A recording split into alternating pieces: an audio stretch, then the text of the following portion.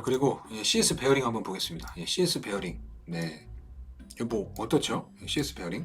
12,000원 몇 번 도전했었던 이 저항을 뭐 짧게 보면 11,500원이었죠. 사실 11,500원에 대한 공방이 치열했었죠. 네, 이번에 네, 그걸 넘었습니다. CS 베어링. 그리고 뭐 어디 갔니? 요때 올랐었던 거는요. 코로나 상황이기 때문에 이때 이만큼씩 다 올랐습니다. 일단 근데 그거를 배제하고 본다고 하더라도 그 전에 4,100원이었죠. 얘는 요 가격을 기준으로 보면 안 돼요. 코로나 하락 전에 4,000원이었습니다. 그럼 4,000원 대비 3배 오른 거라고 보시면 돼요. 네. 요 바닥은 산 사람이 아무도 없어요. 누군가가 찍고 얻어 걸려서 산 사람 말고는 없습니다. 그러니까 많이 올라와서 조정받은 건 맞아요. 그러니까 CS 윈드로 봐야 되죠. CS 윈드로 보면은 더 정확합니다. 네, 여기에서 바닥 대비 10배가가 나온 건 맞지만 얘는 기준점을 18,000원, 2만원 정도로 좀 보시면 돼요. 그러면은 지금 한 4배 정도 나온 겁니다. 4배 정도. 그래서 조정을 많이 받은 거예요. 그동안 우리가 옛날에 신재생 섹터를 포트에 넣어놨을 때 이미 많이 올랐었어요. 그렇기 때문에 한 2년 정도 조정을 거쳤잖아요. 보통 이렇게 거칩니다. 근데 이제 제가 볼 때 새로운 시세가 나올 것 같다라고 판단을 해갖고 한 겁니다.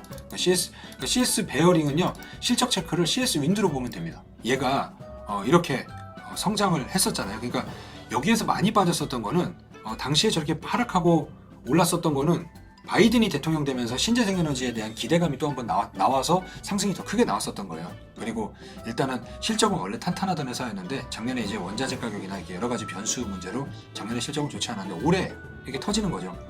그러니까 올해 이제는 기대해봐도 되는 게 올해부터 실적 성장이 가파릅니다. CS 윈드랑. 왜냐면 CS 윈드는 그동안 올라가지 않은 상태에서도 계속해서 수주가 쌓였잖아요. 공시가 계속 떴습니다. 그 CS 베어링 같은 애들도 실적을 한번 본다라고 하면은 근데 작살나고 있다가 올해부터 성장을 하죠. 그러니까 좋은 거는 당연히 CS 윈드입니다. 근데 수익률에서는요 보통 2배 정도 차이 나는데 운이 좋게도 또 2배 올랐네요. CS 윈드를 갖고 계신 분들은 있는 걸로 알고 있어요. CS 베어링은 있으려나? 근데 제가 최근에 CS 베어링 얘기를 좀 많이 했죠. 네, 여전히 CS 베어링 한번 보시고, 자, 일단 아까 말한 대로 울진에 육상풍력 그 404메가와트급 육상풍력 발전기 97기인가 세운다라고 그랬잖아요. 그럼 유니슨이 과연 그거 반영을 하는지 한번 볼게요. 참 유니슨은 저에게 참 많은 기쁨을 줬었던 회사인데 제가 이거 700% 수익 났었던 회사라고 말씀드렸잖아요. 2007년도에. 그러니까 제가 고점에서 팔았던 주식이 몇 개 있어요. 몇 개. 근데 그 몇 개 중에 하나가 얘입니다. 네, 제가 얘를 이 가격에 팔았습니다. 네, 고점에서 제가 팔았어요. 6,000원에 사갖고. 근데 이게 아마 가격이 조정될 겁니다. 살짝 조정된 거예요, 이게. 그러니까 유일하게 제가 판 게 역사적 고점이었었던 주식이 유니슨입니다. 뭐 동양제철학, OCI 같은 경우는 그렇게 수익이 많이 안 났어요. 한 350% 정도 났었는데 유니슨은 700%가 넘게 났었거든요. 그래서 저는 이 회사를 되게 좋아합니다. 그때부터 저는 신재생을 좋아했어요. 일단 얘가 과연 어떻게 혹시 반영을 하는지 한번 좀 지켜보시죠. 여기 나온 대로 얘네가 보면은 2메가와트급 2.3 이건데 4.2, 4.3 같은 경우는요 시제품 정도입니다. 시제품. 그래서 2메가와트급하고 2.3 요게 주력은 2메가와트급입니다. 그리고 세진중공업도 괜찮고 부유식 얘기가 나올 예를 들어서 세진중공업 올라가고 부유식 얘기 나오면 얘 날아갈 거거든요. 그때 되면 이제 또 부유식 풍력에 뭐 감자 세진중공업하고 뉴스가 재탕 삼탕해서 나올 거예요. 여러분들이 세진중공업을 지금 노트에 쓰시고 방송 끝난 다음에 세진중공업 부유식 풍력 아니면 세진중공업 풍력 해갖고 네이버에 쳐갖고 기사를 한번 수집을 해보십시오. 어떤 내용들이 들어있는지. 그거를 그리고 그게 카더란지 한다라는 건지 여러분들이 한번 꼭 체크를 한번 보십시오.